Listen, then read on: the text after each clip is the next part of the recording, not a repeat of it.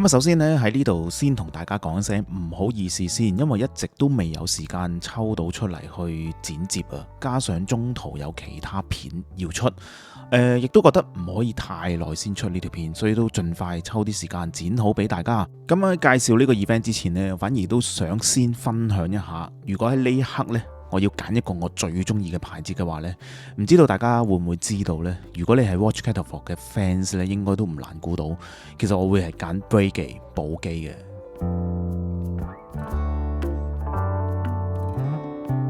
之所以我咁中意 Breitling 咧，其實有以下呢幾個原因嘅，能夠成為最喜愛嘅牌子，我自己會都想揀一啲老牌子啦。嗱，Breitling超過250年歷史，絕對符合呢個要求。其他長歷史嘅牌子呢，普遍都有個共通點，就係始終啲款式呢都偏向於太過斯文。我自己嘅風格呢，就接受唔到咁斯文嘅一啲款式，所以好多牌子呢，基本上都可以無緣分噶啦。但係 Breitling 呢，首先佢唔係太過斯文先，而且佢嘅系列咧都算係幾多元化，就算係偏傳統嘅 tradition 咧，都唔會話去到太過斯文。嗱，我呢度指嘅斯文咧係好 jazz watch 嘅嗰種，例如我畫面見到嘅呢類型嘅錶款啦。嗱，就算 Breitling 偏斯文嘅 classic 系列咧，都係會有啲細節嘅，我自己係接受到嘅。另外仲有 Type XX 啦，其實即係 Type 20啦，又有 Marine 嘅系列啦。其實 Marine 都係好靚好靚，可惜暫時嘅款式都係自動機芯，有日期為主，未能令到我有太大嘅興趣啊。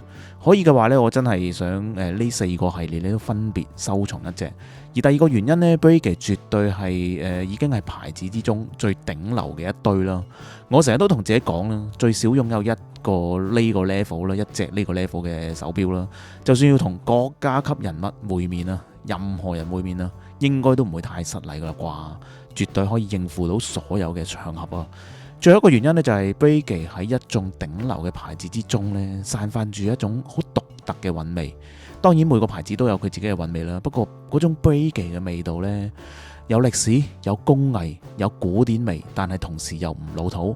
嗱，呢度就唔講太多啦，就等呢個 event 等大家自己了解一下呢陣 Breitling 嘅味道啦。咁啊，當日嘅 VIP event 就發生喺1月中嘅一個晚上度啦，喺中環嘅 Pedder House 嗰度舉行嘅。其實2025年啦，正值 Breitling 250週年啦。如果大家有留意啲新聞嘅話呢，都知道 Breitling 上一年呢簡直係出咗一個連環拳啦，一年之間呢都數多到數唔到啊，估大約10零隻錶啦。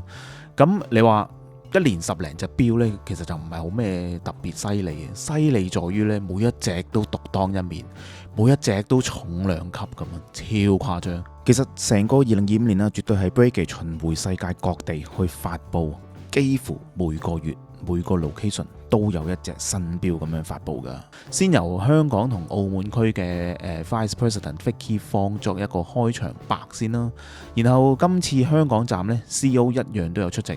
好年輕、好活力嘅一個 CEO， 仲要係都幾靚仔、幾有型添。幫大家準備咗一個好精彩嘅 presentation 啦，就係成個250週年嘅概念同埋呢個演出嘅。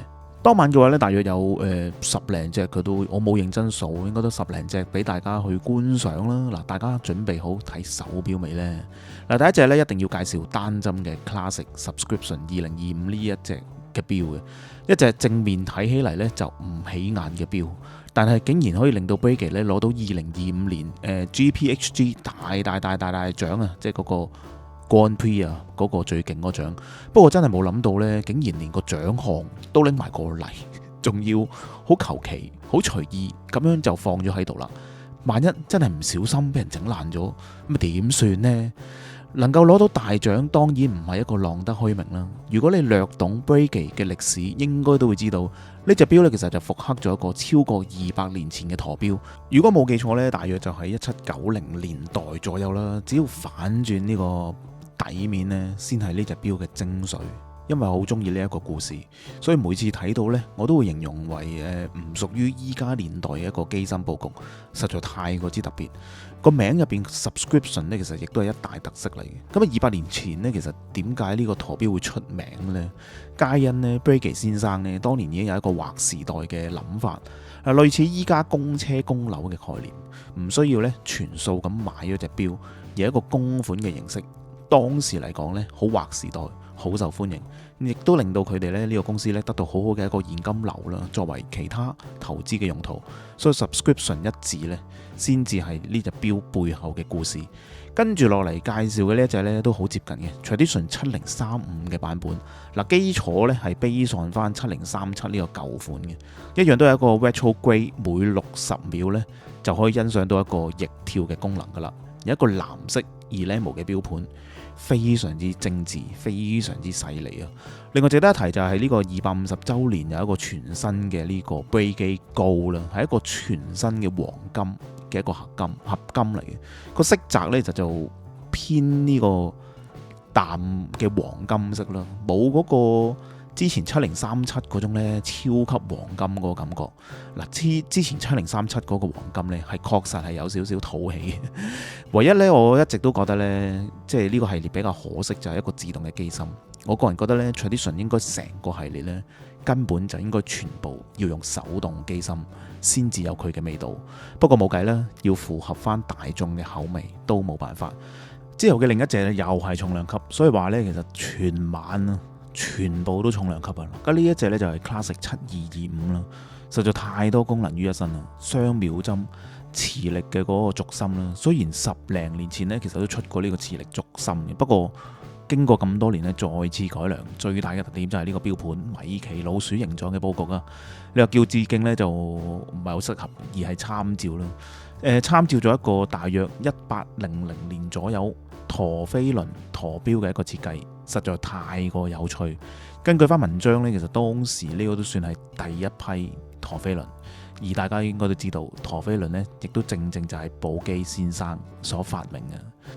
再嚟嘅呢一隻，雖然佢係200幾萬啦，但係都唔係全晚最貴嘅一隻啊！最貴嘅留到最尾先介紹啊！嗱，呢隻 Breguet Experimental 咧，應該係 One 啊，採用咗一個劃時代錶界嘅技術啦，係類似一個磁浮嘅技術啦，去控制翻嗰個 Escapement 嗰個擒縱系統嗰個速度。因為平時嘅手錶嘅準程度呢，會因為所剩低嘅 power reserve 所剩低嘅 power 而影響，但係用磁力嘅話呢，嚴格嚟講呢，係可以做到永恆嘅動力嘅，即係永恆嘅不變啦，唔會因為一啲 power 而減少咗啦。當日嘅職員呢，亦都非常之專業，為我哋去解釋翻啦。而根據牌子所講呢，呢個秒針嘅轉動呢，係特別之順滑嘅，大家又覺唔覺得呢？跟住落嚟最新版嘅 Type 20啦，之前其實都有影片介紹過噶啦。咁點解會叫咗做 Type XX 啦，即係 20啦，而唔係直接叫Type 20咁樣阿拉伯數字啦？係因為當年法國空軍嘅訂單呢，正正就係呢個 Type 20呢個字啦。之後推出嘅一個民用版呢，就唔可以直接使用，所以咧就好聰明咁用咗呢個 Type XX 啦，即係一個。係咪個阿拉伯數字、羅馬數字呢個羅馬數字啦？我一直覺得咧 Type 20咧就唔應該有日期槍嘅。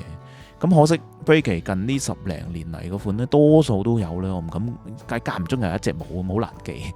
今代咧終於都冇啦，有黑色嘅 dial 啦，同埋手上嘅一個銀色嘅 dial。